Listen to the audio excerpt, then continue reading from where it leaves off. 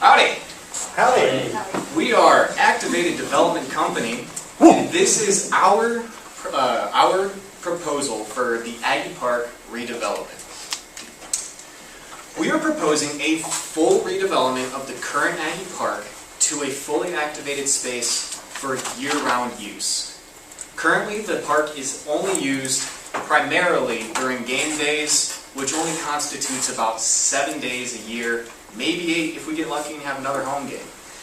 However, we are going to be using Quadruple Net Analysis to cover the socio-cultural, the economic, the environmental, and the sensory aspects of this park that are going to add value and truly activate this site for future generations to come.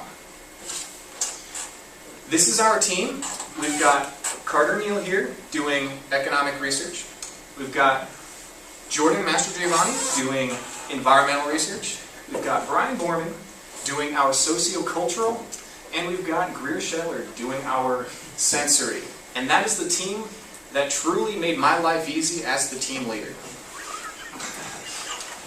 And we're going to start off with our proposal video.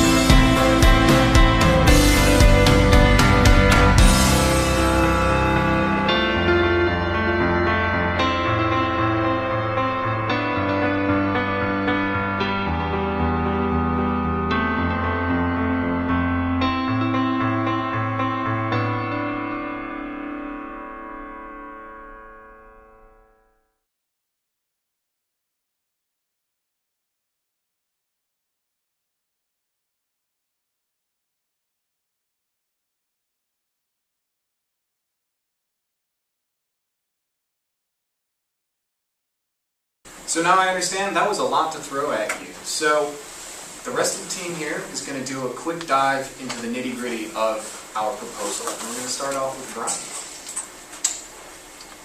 Alright, howdy everybody. Howdy. We're going to go ahead and start the tango off with the safety dance. So just a couple stats real quick. According to U.S. city data, the national average crime index is 280.6. As you can see here, College Station is actually 160.4, so it is a relatively safe area. And then we did a deep dive into the arrest records for UPD for a comparably gentrified area of Century Square. And in the month of March, as of March 30th of 2019, there were actually 6 arrests, mostly dealing with small petty theft and alcohol. And if you've ever been to Aggie Park at night, you know just as well as I do that it's not a very welcoming place to be. It's pretty dark and it's kind of scary, honestly. So we propose new lighting, just to kind of promote safety. As you can see represented here by our diagrams, we've got the on and off-campus bus routes. On campus, you can see that there is no bus stop at Aggie Park. Off campus, no bus stop at Aggie Park. So we propose the addition of on and off campus bus route stops at Aggie Park. The Aggie Park actually does act as the hub for bus stops for off-campus routes on game day. So it only makes sense that you would have a bus stop here during the school year to make it easy on students. Whatever makes it easier on us. On the top left here you see bike lanes and bike routes for Aggie Park, which is right here. And those come by the way of just public campus streets that are already established. And there is a public transit stop that lets off right across the street from Aggie Park. So, first and foremost, we would like to say that Active Development Company believes that the purpose for Aggie Park should be tailgating. But with that being said, we do understand that the park needs to be used 358 out of the 365 other days of the year. So we would like to propose that an event coordinator be hired to foster the growth and sense of community. And just like I mentioned previously, potential events, game day tailgating is obviously a no-brainer. It's going to happen regardless. But we would like to see the space utilized, maybe the amphitheater be utilized for some concerts. We do think the amphitheater would be a big draw from the city, maybe even Houston, depending on who's playing in the concerts and shows. And then the lake would also be, and we'll touch on the lake in a little bit also, but the lake would also be a big key for working out, exercising, maybe just relaxing. It could host triathlons in the park with the trailways and the lake. And then just public community events in our proposed student center.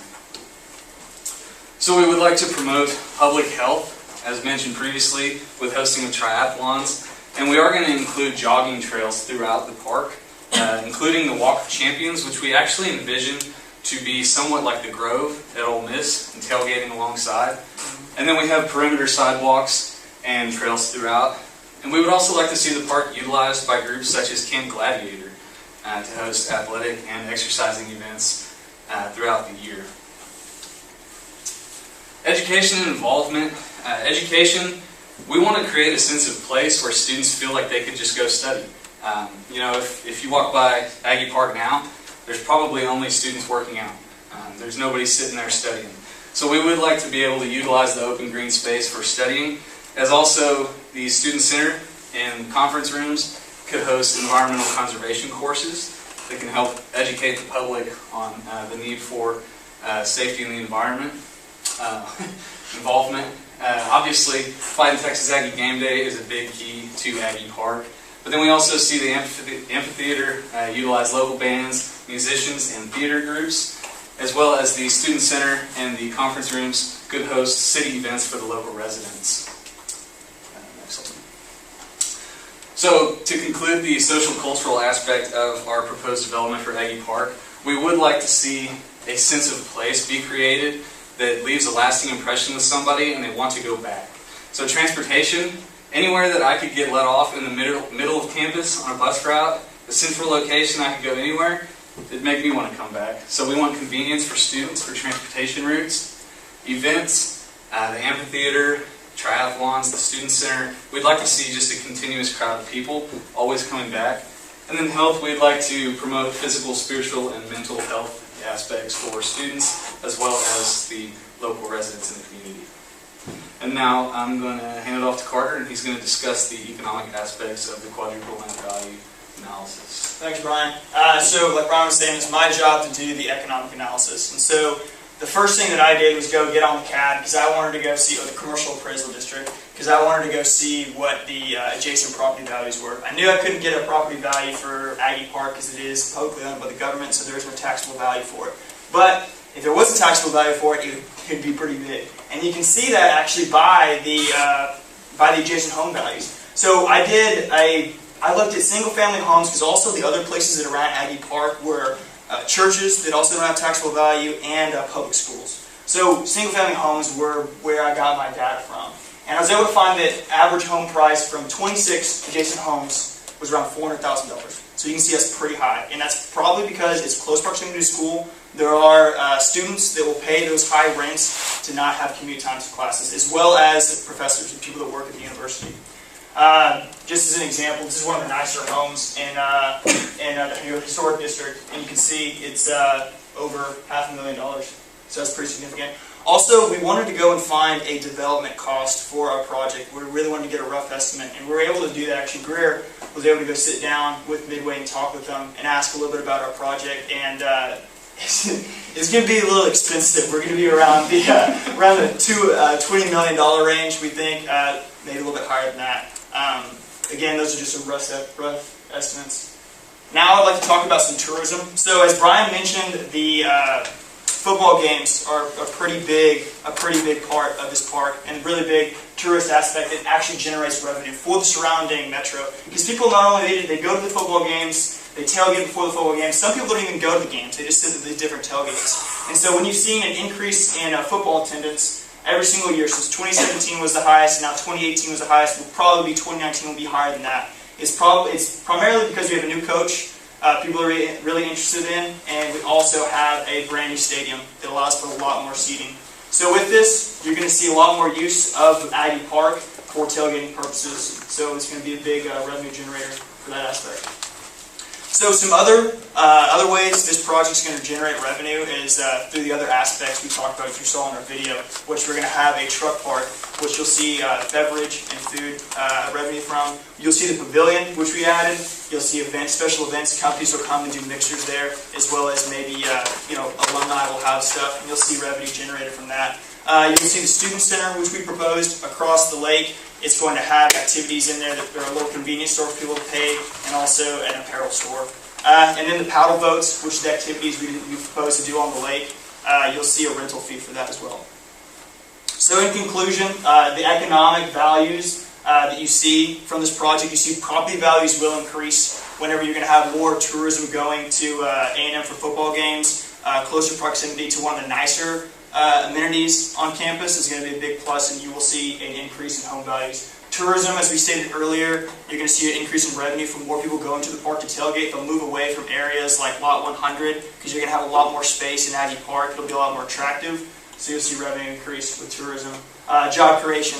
You'll see the construction jobs increase as well as maintenance jobs and people that work at places and amenities like the food truck park.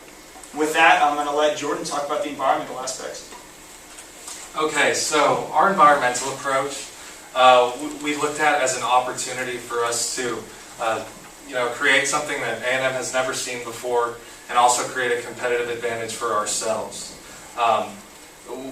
We wanted to create something that really focuses in on Aggie Park and emphasizes Aggie Park as a focal point for the entire university, arguably the strongest focal point on campus aside from Kyle Field. But given the close proximity of Kyle Field, we wanted to implement something that was new to A&M, that created a sense of feel, and at the same time maintaining as much green space as we possibly could. Our plan is to implement landscaping throughout the entire site to its highest potential, green space all throughout, and plant configuration and walkability. And in addition to all of this, we want to implement a little beach that we feel like students, undergrad students, might find as unique or interesting and get excited about. Okay, so stormwater management. This isn't a very pretty topic to talk about, but it has to be addressed. I'm sure everyone is pretty aware of the current, I guess you could call it a canal that serves as an irrigation system in the middle of Aggie Park. It's not very attractive. It kind of gets in the way of things, actually. So we have an idea to implement this structure, which we are referring to as Hullabaloo Creek. And we feel like while improving the aesthetic value of the canal, it'll also serve as a place where students can go and study or do homework or just relax and enjoy the view. All of this water will run off into the pond that we have also included in our proposal. Surface types. For the most part, we are going to remain impermeable. We feel like minimizing the amount of concrete throughout the project emphasizes our environmental stress that we're putting on the project. Obviously, we're not going to be able to keep the massive area where the pond is going to be green. So that part will obviously not be green, but we feel like the green space to concrete ratio will be more efficient than it is right now. Okay, so one thing that you'll find is that we've included water fixtures throughout the park. We have a fountain. This is an example of what it could look like. We have the Hullabaloo Creek. We have the beach, and we also have the water fixtures near the wall mural where the parking garage is currently. We feel like these water fixtures present an aesthetic appeal. At the same time, they circulate water at all times, which ensures that the water will remain quality and clean constantly.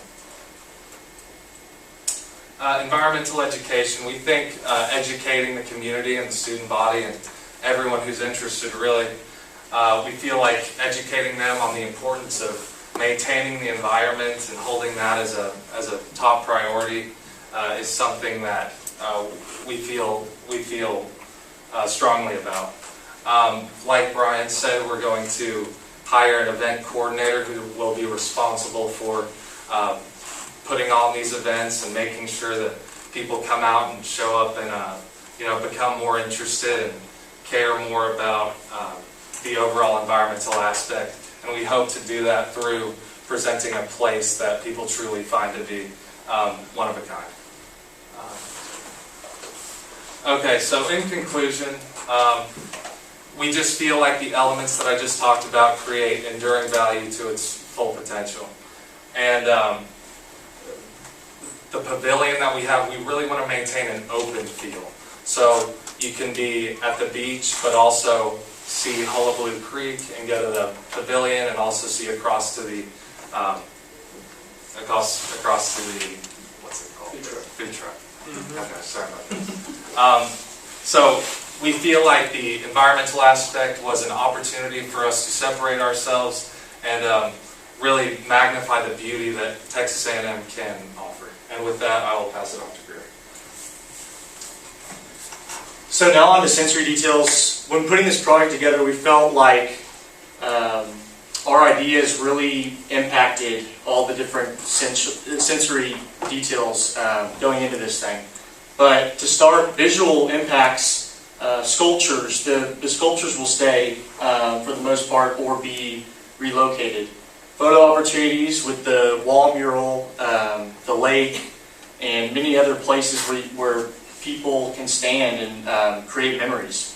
The green space will be maintained for the most part and kept, maybe added. So all these things create a visual impact so that when you go into this park and after you've left, you can imagine what you've seen and all the different things within it. The smells, starting at the food truck park, whether it's the barbecue truck or whatever else is there, the smell will definitely move throughout the park.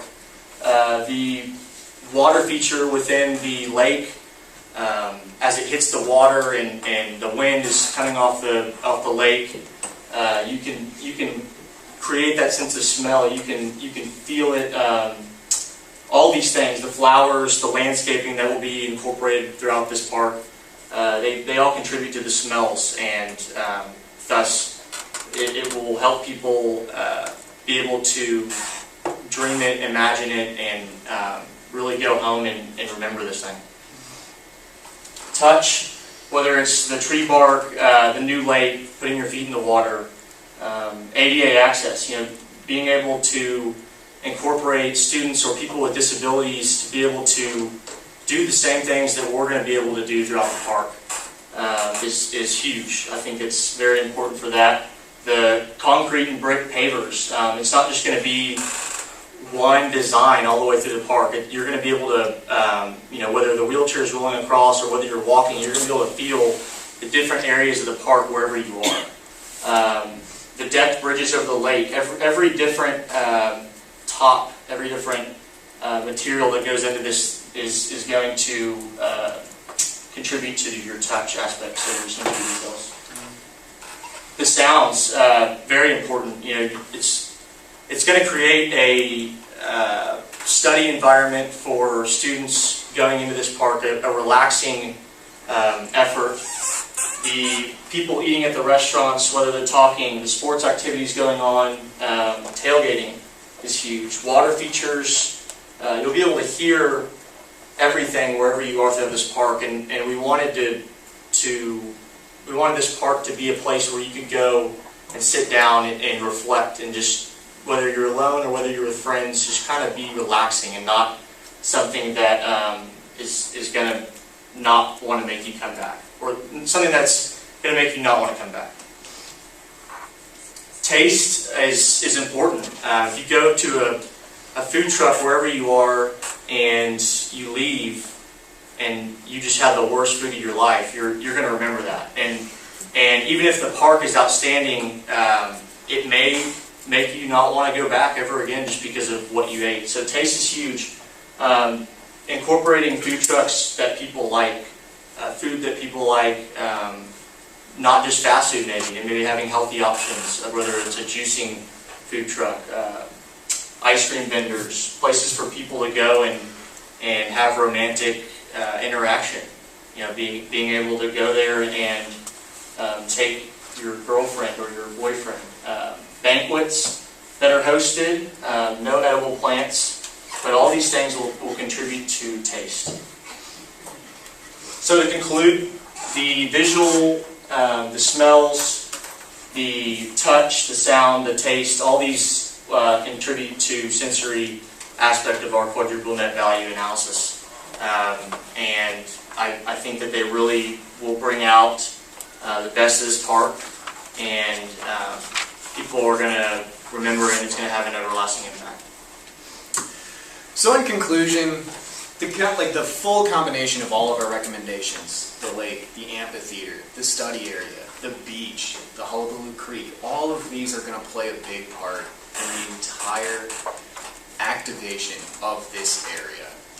All of it is going to be put together in a memorable place that's going to, like we've been saying, getting people to come back to this park and enjoy it. They're going to bring their friends, they're going to bring their family. It's going to be a centerpiece and a crown jewel of our campus.